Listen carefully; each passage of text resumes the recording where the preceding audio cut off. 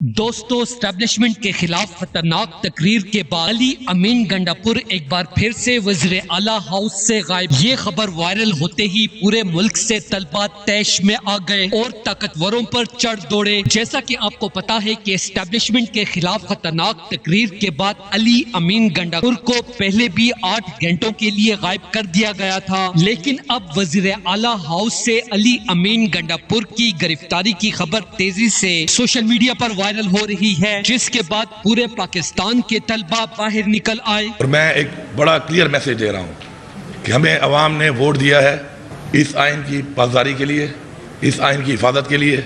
ये clear message है और मैं ये सबको बता रहा हूँ कि ये जो पाकिस्तान का आइन बार बार तोड़ा जा रहा है और बार बार इस आइन को तोड़कर एक गलत रिवायत कायम की जा रही है, इससे इज्तनाब किया जाए।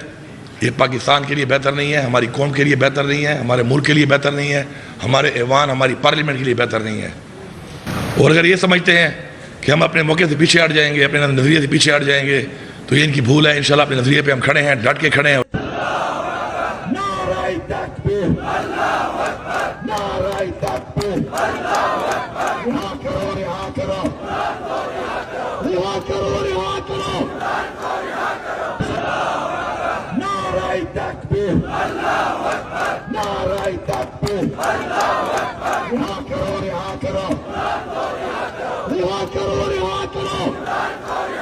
जांच शुरू कर दिया है। दोस्तों, जैसा कि आपको पता है कि अली अमीन गंडापुर ने ताकतवरों को 2 हफ्ते का अल्टीमेटम दिया हुआ है। इमरान खान को रिहा करो वरना मैं तलबा के साथ रावलपिंडी की तरफ मार्च करूंगा। पूरा पाकिस्तान जानता है कि खान साहब पर सारे मुकदमात खत्म हो चुके हैं, सिर्फ उन्हें ताकतवरों के दबाव की वजह से बेल नहीं मिल रही। इसी वजह से तलबा ने अली अमीन गंडापुर के साथ बड़ा एहतजाज करते हुए कहा कि इमरान खान को किस वजह से बेगुनाह जेल में कैद रखा हुआ है। 2 हफ्तों बाद पूरी कौम तलबा के हाथों ताकतवरों का तमाशा देखेगी। दोस्तों, इस हवाले से अपनी राय का इजहार कमेंट सेक्शन में दें। वीडियो अच्छी लगे तो लाइक करें और इस चैनल को सब्सक्राइब करें।